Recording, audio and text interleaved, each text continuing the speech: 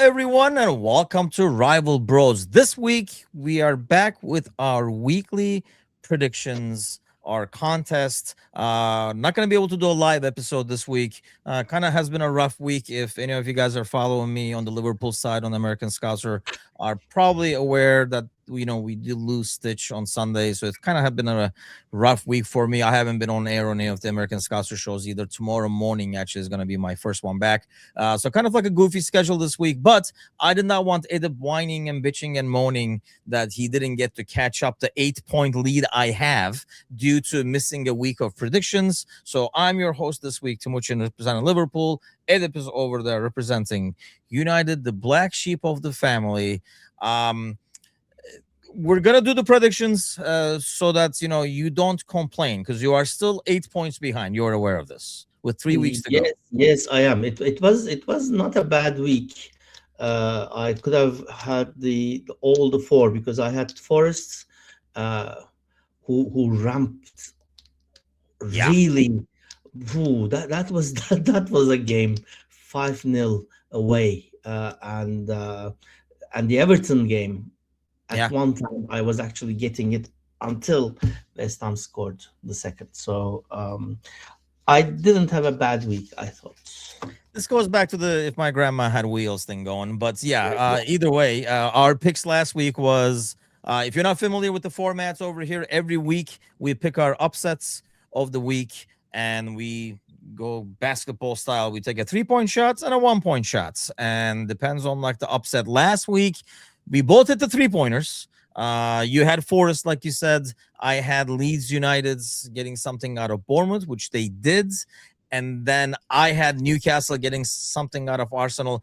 Honestly, I thought this one went away easy early on when Arsenal scored early. But then I was like, you never know. But really, Newcastle is really hurting in scoring goals. So it didn't look like they were going to score goals if they played another hour at one point. It's just not that whole Visa and Aldermont move is not really paying off early in the season. They were like, oh, we replace Isak like this. Not so much. And then, like you said, you had Everton. What a game that was. Crazy, crazy weekend. And we're going into yet another weekend. We were right before we started recording. We were looking at the schedule over here for this weekend. And man, there is a lot of games. Obviously, there is Manchester United, Liverpool. Let's start with that one. Not in terms of like upset picks, but how confident are you on that one, especially since it's at home?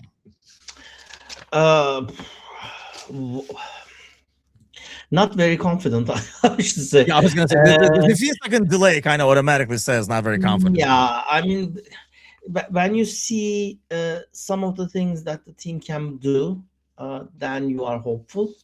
And then when you see some of the things they can't do, then you go back to, for example, the Brentford game. It was a win.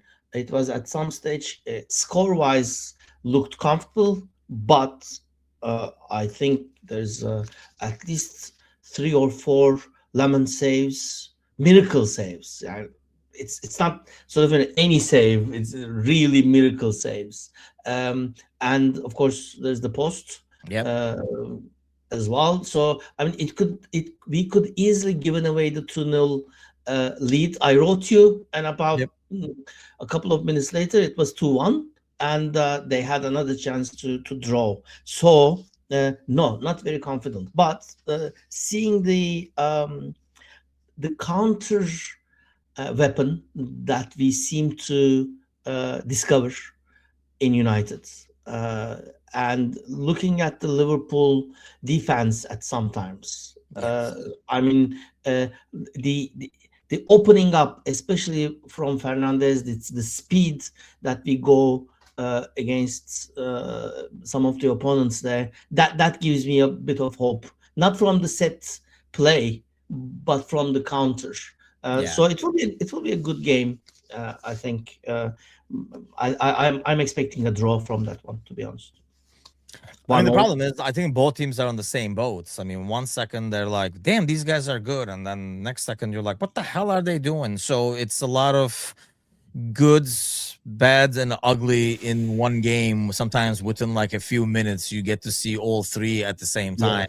So, I mean, Liverpool had what I consider a solid win against a team that we normally struggle against in Crystal Palace.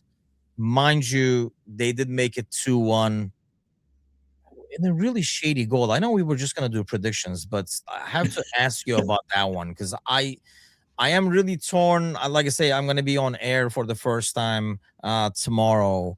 Where are you at with that? Because Glasner did say that was going to be my biggest question when the game ended. I was like, if he is injured and he gets stretchered off, yeah. Crystal Palace keep going like nothing freaking happens and have, no shame in my game approach to it. Or Glasner said they would let Liverpool score if that was the case. What do you make of that? You'll never know that because it's all hindsight talk, isn't it? Yeah, Believe no, me. he's saying that now. Exactly. Yeah. Yeah. So it's a collective thing, really, isn't it? Sometimes the team automatically stops if one of their teammates is down. Sometimes I don't know why. This happens in every game. Uh, they carry on because I mean, Tim, yeah, he's down again. He will be fine, I think that's part of it. isn't it? I mean, we know Tim is going down like this, or Yeah. uh, they're all fired up, and never mind. Well, it's not on us, kind of thing. Let's carry on and get this thing. And so any hindsight talk is bullshit, I think. And I think it depends on not the character of the players as such, individually, but a collective, let's say, energy there, that forms at that moment. Let's carry on, or let's stop. I'll remind you a couple of months ago, there was a Fenerbahce game when he could actually take in his stride the ball, but he saw somebody there lying down Yeah. and stopped. And everybody said thank you. And after the game, they said, "Congratulations, that's a good thing." Is it? I don't know. Uh, I don't know because I think at the end of the day, the game goes on until the ref blows the whistle. And that's what like now that I referee, that's what I preach all the time, like play to the whistle. And that's what you're always told at a youngster, right? Yeah, You always play yeah, to the whistle. And that's why more than Palace, and I really liked what Slot said in the press conference. I know Liverpool fans love to pick, every freaking quote he has apart, but I think he had like very good points into that. I blame the refereeing yeah, because you could exactly. very clearly see it. All the players stopped for a split second. So even if you didn't see it, your linesman is there. He definitely should be looking there because it's the line that he should be watching, first of all, for offside. And these guys are communicating. So he could be like, Yeah, stop the game. And he could have stopped it. And, this whole thing about, I mean, he was talking about, oh, just because, people are going to say, well, now all the goalies are just going to lay down. Okay. I mean, because of that, you can't punish a player. And the biggest point he had, and I think he was right, is throughout the freaking game, he kept stopping the game for injuries, even ones that were not head injuries. He freaking stopped the game. But yeah, for that, he didn't stop it. So yeah. more I than the agree. Crystal Palace player, Munoz, could he have kicked it out and stuff? Yeah, but like I don't think it's fair to expect him to analyze what's going on because he clearly was hurt. I mean, he makes a great save, first of all, and then he clearly was hurt. And then obviously they scored to an empty nets. I know, like, our guys were kind of like blaming the defense, like who should have picked it up, and they should have kept playing until the whistle and stuff like that. But I mean, we're talking like split second decisions. I really blame the refereeing on that. The Yeah, fair play part, yes, you probably shouldn't score seeing the guy on the ground, but at the same time, I mean, yeah, it's the competitive nature. I'm sure Palace fans are like, hell yeah, why the hell didn't you score? Like you said, like, yeah, yeah, just go for it. And then if there's something wrong, it'll be fixed. Like, shoot first, ask later kind of a deal. exactly. Yeah, But Yeah, I thought it was like when it happened, I was like kind of like livid in terms of how it's kind of like unfolded. I really thought the game would go south from there. So Mm. it's a good sign that it did not. And then Viers gets that beautiful goal at the end to win 3-1. But that's 3 wins in a row in the Premier League. Pretty much, I don't know. Like, even if they get a draw out of this game, I think like Champions League is pretty much guaranteed, it feels like, with only so I many think games left. it's the same thing with us as well. A draw would suit us just fine. It's Yeah, that 11 points works. now. Almost, we're almost about to guarantee the Champions League place. So yeah, I think maybe it will be a very cagey match. Both teams will be okay with a draw.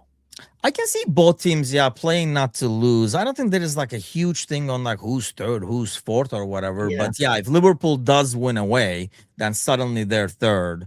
So I'm sure, United will not want that. So it will probably be like most probably safety first kind of a deal. I think both teams have like moments where they look like a good team. So who's gonna have more of those moments is the Exactly. thing. But like you said, with your guys' counter being that strong and our defending not being that good against it, I kind of like worry about that. I do predict like a high scoring draw, like a 2-2 or something like that, because I don't think either one of these teams can keep a clean sheets with their defense right No, now. You guys don't look so hot either. So no, um, exactly. thank God there's like a lot of like good games though. I mean, there's Villa, obviously, who's also in that conversation, is playing Spurs. That is a huge, huge game for relegation purposes. Chelsea is playing Forest. So a lot of these teams in the European battle playing the relegation guys. But like I said, we evened out last week. We each got 3 points. Whereas now I am still up by 8 points with, what is it, 3 weeks to go? 4 weeks to go, right? 4 weeks to go. 4 weeks to go, 8 points up. So maybe I'll just. Last week I was just like out of the pocket scrambling, just throwing stuff all over the place. So take your 3-point shots. Brighton getting something out of Newcastle. Ooh, that actually is like Brighton can have put themselves into the European conversation. Yeah. So yeah, they definitely have something. I'm gonna go with West Ham getting something out of Brentford. Okay. I think that's almost a given. I would have thought You think so? Brentford plays real attractive football, but they are hanging out for dear life. It's getting more and more absurd as our family song goes from As Elton John would say. Elton John. But I will definitely watch this one. I'll try to watch this one. Are they at the same time? Villa and United games. Let me tell you, because I did have actually the times. No, they're afterwards. Actually, those 3 games are one after another. The Liverpool game Right. starts right before, like the last 15 minutes of the That's a Bournemouth good game. Sunday. United and then and then Spurs. Spurs games are always fun. I'm going to go ahead for the last time with Spurs getting something out of Villa. You insist. I Um, do actually, yes. is Because Forest? if they can't, they're gone. We much just as well not watch the rest of the drama. Yeah, that's true. I mean, it's almost like whoever blinks. It was kind of like an interesting weekend where they all kind of got what they wanted, Yeah. for the most part. Well, um, so you're saying Spurs as your 1-pointer? Yes, Is Forest an upset? definitely. Forest getting something out of Chelsea is an upset? It is an upset. Then I'm taking that. I think Forest gets something away at Chelsea. Forest is I think they're always feeling really good about themselves right now. yeah. Forest is almost out of the forest. That was horrible. That they are That 39, was aren't they? typical. If you're new to the show, you can expect a lot more of this junk. But yeah, so Forest is they have like 5-point leads on Tottenham right now. Yeah, they're just about to be. Chelsea has to win. That is a good game as well. Really. That is a huge game. We might have like recorded a full episode, but what do you make of that drama there? Chelsea drama. Chelsea drama. They're eighth, fired yet another manager, the Yeah. Fenerbahce of the Premier League, if you will.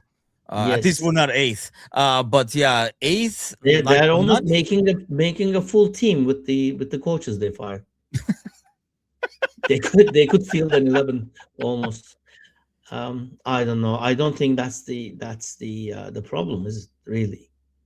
It's No, not the but coach. Obviously not even the when coach. you knew that the guy they brought in charge, that's what you picked to save your season. Yeah, I It know. just never made sense. It Yeah, just the did not make sense. Big Sam made more sense, to be honest. Yes, exactly. We talked about it before. Like, how the hell are they trusting this guy with the keys to the car, kind of a deal? Yeah. And so as he like walks away from the crash, it is a big crash too. They're not even in Europe right now. No. And that Exactly. includes the Conference League. Yeah. And we're talking Brighton and Bournemouth ahead of him. Both I would consider like really better teams. But I know, and then Chelsea has they're gonna play Liverpool away. Yes. Yeah. So they do have some like tough fixtures as well. I think they're playing somebody in Relic, and they play. Oh man, that is quite the schedule they have going over here. So they're gonna play Sunderland's. Let me pull it up real quick over here. Okay, here we go. They play Forest this week, obviously. Away to Liverpool at Anfield next Saturday. Then the weekend after that, they have the FA Cup final with City. And then they play Tottenham, and then they go away to Sunderland. That is a schedule. Yes, so that is not pretty at all for them over there. But yeah, a lot of like juicy games coming up, man. You look at, we talked about like Tottenham's schedule. They obviously have Villa. They're gonna have the Chelsea game, and they still have Leeds to play. And we saw what Leeds can do. But okay, so let's wrap up our picks over here. I am taking West Ham as the 3, Forest as 1. You're taking Brighton as the 3, and Spurs as 1. That is correct. Yes. Are you see. relying on the European? Villa plays in Europe this week, don't they? Yeah. I'm That's what you relying on the character of the Spurs players. I was talking to Tuna with this over the Whoever weekend. is left, though, that's the problem, because Simons is out, and Yeah, I think Xavi Solanke is gone as well. Yeah. But the rest of the players, we were talking about this with Tuna. We watched the game together. We were talking about the irony that these players had the feeling when they were being transferred to Spurs of all teams, sort of, the Premier League, and they are the one of the 6. Yeah. Including City. Obviously, City isn't in that list even. That has never from 92 relegated. That would be as important as the championship race, to be honest. Spurs going down. We've been doing, actually, like, I should throw out those facts, because we've been doing a lot of like relegation trivia on the American Scouser podcast. Did you know, I was going to pull this,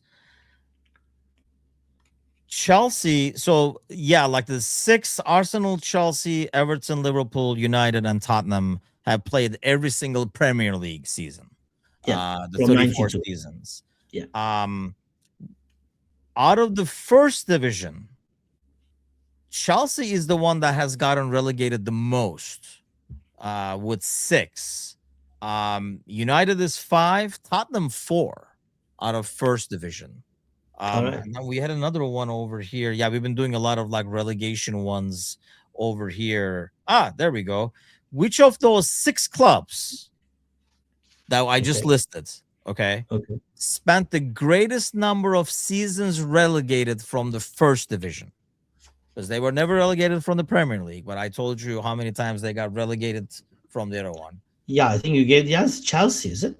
Negative. I did not give you the answer. That was how many times they were relegated. I'm asking how many of them spent the most time And the under division. Yes. Spurs. United. Really? Yep. They were relegated 5 times for a total of 22 seasons. Oh, so they We're going way back, though. I mean, we're going like, like 20s, 100. 30s and stuff like last 30, time yeah. was 73, 74. Oh yeah. We got close last year, but we'll see how it goes. Okay, we're Yeah. taking our shots. 8-point lead going into the last 4 weeks. I am feeling confidence. So Let's see how this goes. I think you will take a blank from this week, to be honest. we shall see. We shall see. But let's- we'll be let's- back next week, same time, Tuesday night over here live on EPL Across the Ponds. Do join us then. Hopefully, we're talking about a Liverpool win. Otherwise, it might be unbearable. But either way, I think we're kind of like, at least I feel I'm done. Yeah, the one thing I have to say is we don't give a shit about the championship. We never talked about Arsenal or City, which is the real deal, really, isn't it? For this week. So we'll talk about it next week, I guess. Yeah, we'll talk about that when we have the full episode. I don't know. Like I'm up here, I'm already done. Obviously, it's been like a rough week. That's maybe part of it. With Liverpool where they are now, I think 3 weeks ago it was more about we got to get to the Champions League. That's still very important. With those 3 wins, they've kind of put themselves in that situation. I think they need 5 points out of these last 4 games or something like that to guarantee it. And that's given the other guys are winning all their games, obviously. So, and I don't know. I personally don't. I would love to finish above United, obviously. I would love to beat United. This is probably for both of us the biggest game. I know for a lot of Liverpool fans, I think, is it fair to say for all United fans, this is the biggest game? For Liverpool fans, it's half-half. I wouldn't. Like half of them see Everton game. Like I know a lot of Scousers, like like Kazi on our channel and stuff like that. To them, Everton is the biggest game. Okay. So for the locals, I think Everton is a bigger game. But I don't think City is a bigger game for Manchester locals, for example. Yeah, you're asking if the City game is more important than the Liverpool game, really? For the United fans. Like, are there any United fans saying, I don't care what we do against Liverpool as long as we beat City? I don't think so. No, I wouldn't think so. But there are Liverpool fans who say they don't care about the United game as much as long as they win the Merseyside derby, which we just did. Yeah, I'm not sure on that one either. No, I know this for a fact. But like you say, locals. Okay. I mean, the thing is, City hasn't been around for a very long time. So if we I mean, we are not going head to head with City for a long while. Oh yeah. So we are not really rivals, as it were. We have it's a City sort of, it's a local derby. And it's rivalry because they are from the same city, so it's a made-up rivalry. But United and Liverpool went against each other for championships many times, and recently as well. So it's natural to see Liverpool as the first rival, I think, for United. I mean, obviously in our family, it's the biggest game regardless. But I do find that, like, when we talk to a lot of like Scousers, people who are from Liverpool, from the city, maybe because there's a lot more about bragging rights and stuff like that. Maybe, for us, it's the most important because the other one is going to talk shit. So that's basically, it's the same thing if you're like in, but it's like us, like, like we always talk about Fenerbahce, it's like a Beşiktaş game as opposed to a Galatasaray game. We care about one like 10 times more than the other, even though they're like local derbies. But the thing is, again, if you look at the past, I don't know, 20, 30 years, at one stage, Liverpool was so bad that it was not a rivalry anymore. And now, for the past at least 8 or 10 years, United has been so bad, it's never a real rivalry. So I mean, I it's don't still know. a rivalry. It's not as competitive, maybe you can Not say. competitive, but it's sort of dies down, isn't it? Really? But still, you would think, like, to me, when you say rivalry, it's, I know it's a cliche, but like you throw the record out the window or you throw the Yeah, form out the window and stuff. yeah, They've still been like that. Even when Liverpool was so much better than United, it was still a tough place to go to when they went away, like, when to go to yeah. Old But Trafford and stuff. isn't it because of the season's memories in the past? You think? Not for the players, though.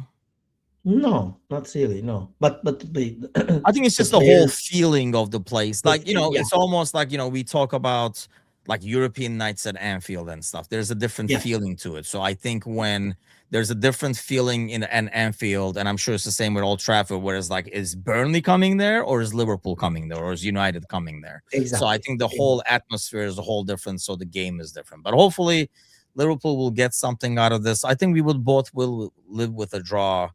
Yeah, Like I say, up here, I'm already gone, as Kramer would say, when it comes to the season. Just bring on the World Cup. I'm just like, watching the relegation battle more than anything else at this point. But we'll be back next week, same time, same place. I'll still have my lead, but still tune in to see how the predictions went as well. Have an awesome week, everybody. Take care.